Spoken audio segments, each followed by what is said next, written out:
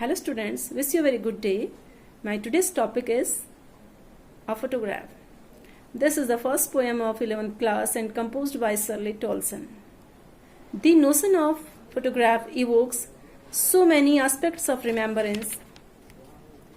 Sometimes a photograph reminds us of some of our dear ones, or some other times when we miss someone. This compels us to visit through the photograph.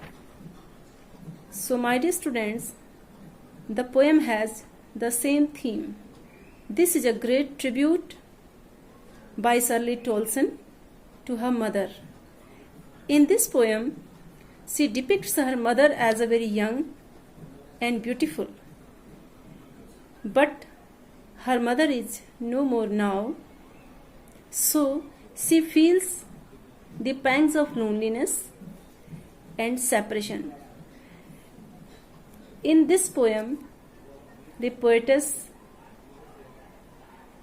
is feeling nostalgic phase. So she expresses her every emotions through these lines. Let's go through the lines. The cardboard shows me how it was when the two girl cousins went paddling, each one holding one of my mother's hand, and see the big girl some 12 years or so. The poetess is looking at a photograph which is affixed on a cardboard. The cardboard shows me, cardboard मुझे दिखा रहा है, cardboard में देखती है कि कैसे when the two girl cousins went paddling, जब ये दोनों लड़कियां घूमने जा रही थी, each one holding one of my mother's hand, और दोनों ही लड़कियों ने मेरी माँ का हाथ पकड़ा हुआ था, and see the big girl, और ये बड़ी वाली लड़की को देखो, some 12 years or so, यही कोई 12-13 की रही होगी. All three stood still to smile through their hair. Smile through their hair at the uncle with the camera. ये तीनों लड़कियां stood still. This is an example of alliteration. All three stood still to smile through their hair at the uncle with the camera. ये तीनों लड़कियां smiling pose बनाते हुए कैमरे वाले अंकल की ओर देख रही थी. A sweet face my mother's. मेरी माँ का प्यारा सा चेहरा. That was before I was born. मेरे पैदा होने से पहले मेरी माँ का बहुत प्यारा चेहरा था. And the sea which appears to have changed less. और ये जो सागर है जो अपरिवर्तनशील दिखता है, washed their terribly transient feet. यह अपरिवर्तनशील दिखने वाला सागर उनके terribly transient feet को धो रहा है. Terribly transient feet, this is an example of transferred epithet. And terribly transient feet means भयंकर तरीके से नश्वर, क्षणभंगुर.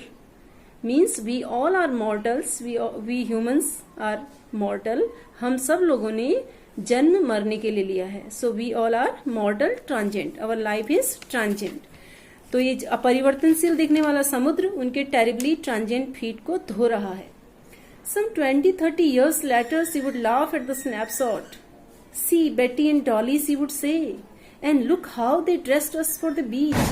The sea holiday was a past, mine is a laughter, both re with the labored ease of loss. Some 20-30 years later, ऐसी कोई 20-30 साल के बाद, she would laugh at the snapshot. Snapshot को देखकर वो मुस्कुराती और बोलती, see Betty and Dolly, देखो बेटी एंड डॉली को देखो, she would say, कहती वो, and look how they dressed us for the beach, और देखो उन्होंने कैसे कपड़े पहने थे बीच में जाने के लिए. The sea holiday was her past. C holiday मेरी माँ का पास्ट हो गया है. माइन इज एन लाफ्टर, और मेरा पास्ट उसकी हंसी, उसकी मुस्कुराहट, मेरे लिए उसकी मुस्कुराहट पास्ट हो गई है. Both re with the laboured ease of loss.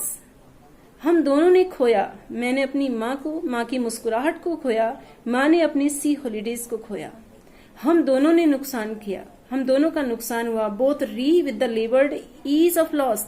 लेकिन अब हम दोनों ही अपने अपने नुकसान की भरपाई करने की कोशिश कर रहे हैं.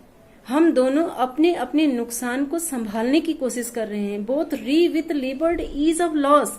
लेबर्ड ease, this is an example of ऑक्सीमोन.